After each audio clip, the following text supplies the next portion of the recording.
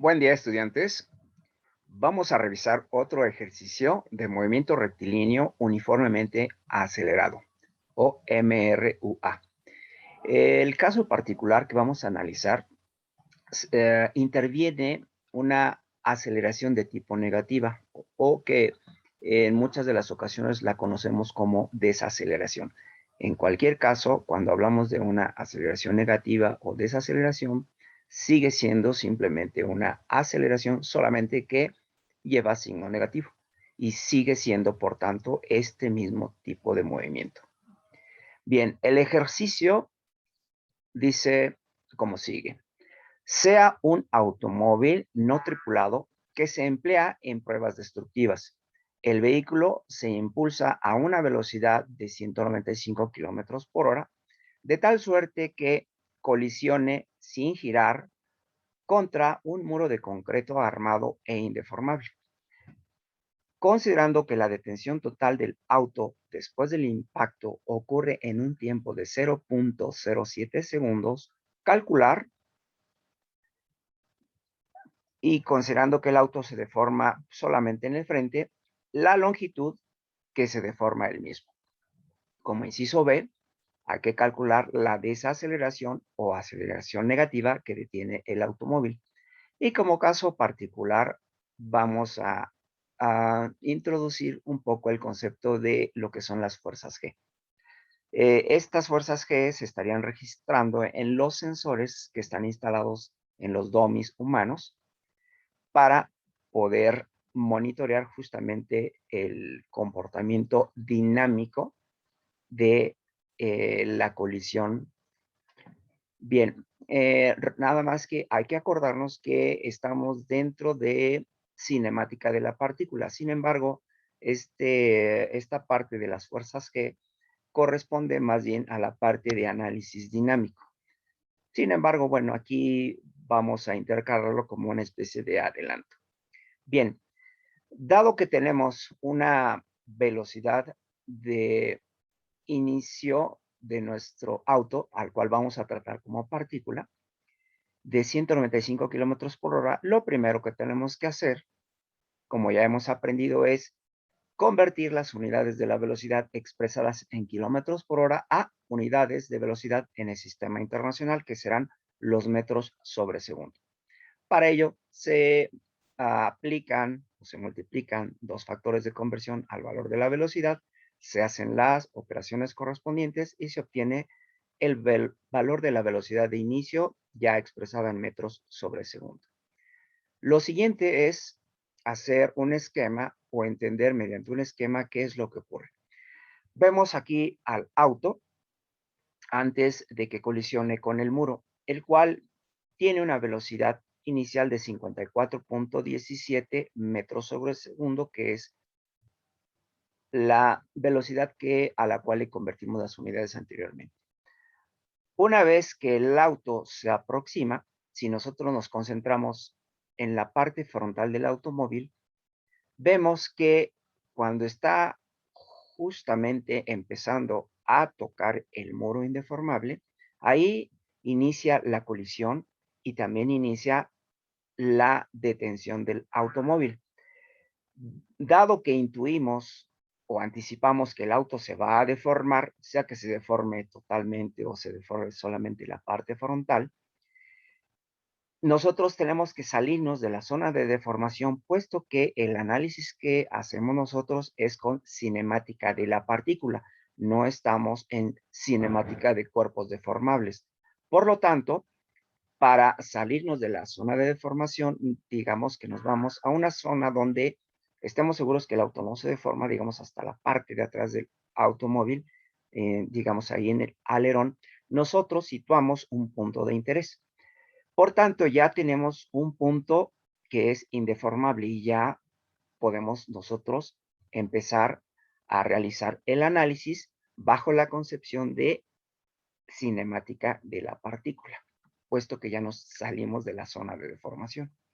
Bien, si nos damos cuenta, cuando el auto ya se ha detenido totalmente, la distancia que nuestro punto de interés habrá viajado es decir, la distancia que habrá recorrido horizontalmente, será esta diferencia que vemos en la longitud del automóvil, que equivale justamente a lo que se ha deformado el mismo.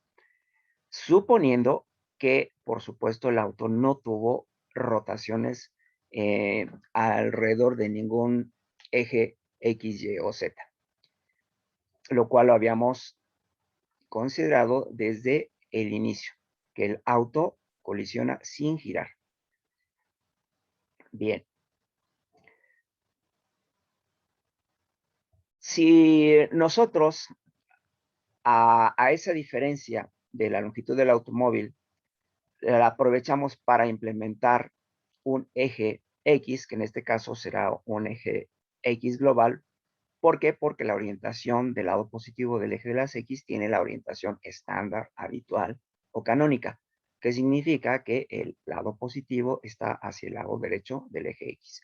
Bien, vemos entonces que nuestra partícula tendrá una posición de inicio y un tiempo después tendrá una posición final o subsecuente. Y ese desplazamiento que tiene la partícula o nuestro punto de interés equivale también a la deformación del auto que ocurrió en la parte frontal o a lo largo del mismo. Bien, por tanto, este será propiamente nuestro eje X de tipo global. Ahora sí, nos deshacemos del auto y nos quedamos únicamente con la partícula. Es decir, ahora sí tenemos un verdadero diagrama de cuerpo libre sobre un eje X de tipo global. ¿Qué información tenemos en el diagrama de cuerpo libre? Bien, en la posición de inicio empezamos a contabilizar la distancia que va a recorrer. Asumimos que la posición de inicio vale 0. El tiempo de inicio también empieza a contabilizarse, vale 0. Y la información que tenemos es que la velocidad de inicio del automóvil es de 54.17 metros sobre segundo.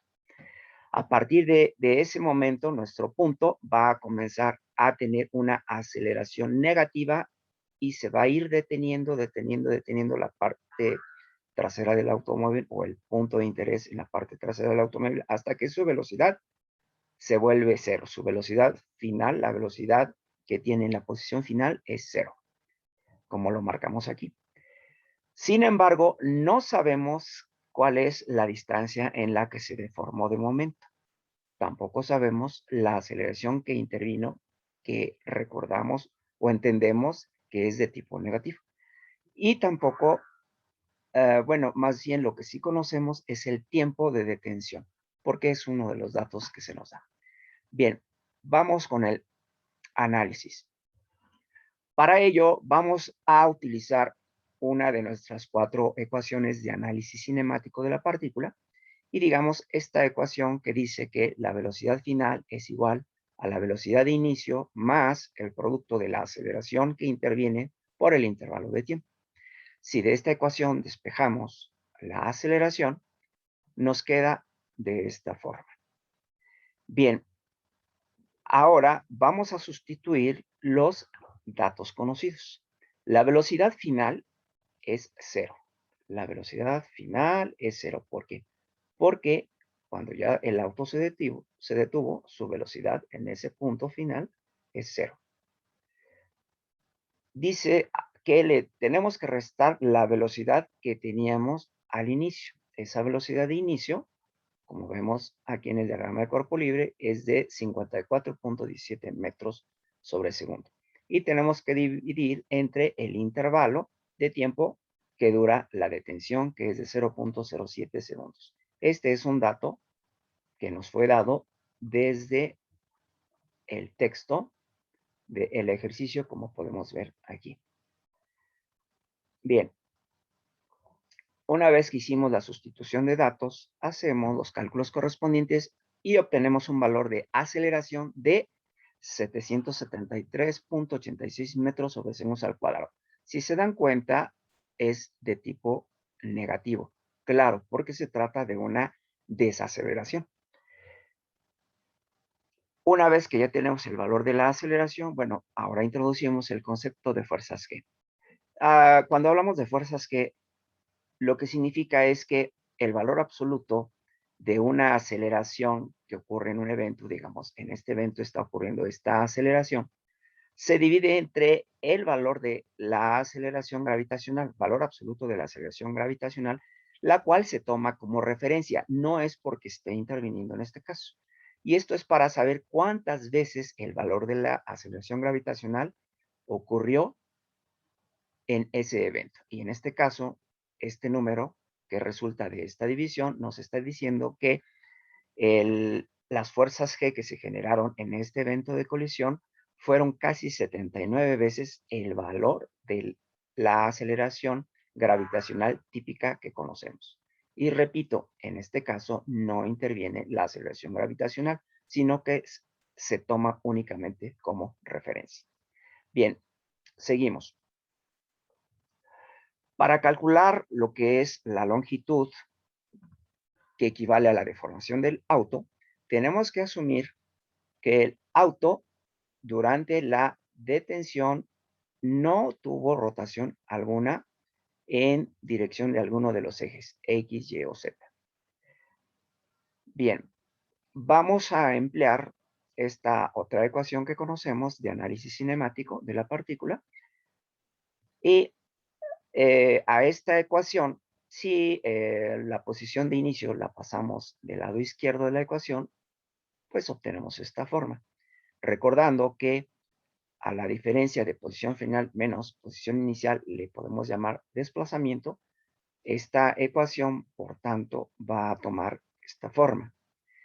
Ahora bien, una vez que ya tenemos esta ecuación con esta forma, vamos a sustituir los datos que conocemos. La velocidad final vale 0, que es cuando ya se detuvo el automóvil. La velocidad de inicio es la que tenía justo antes de iniciar la colisión.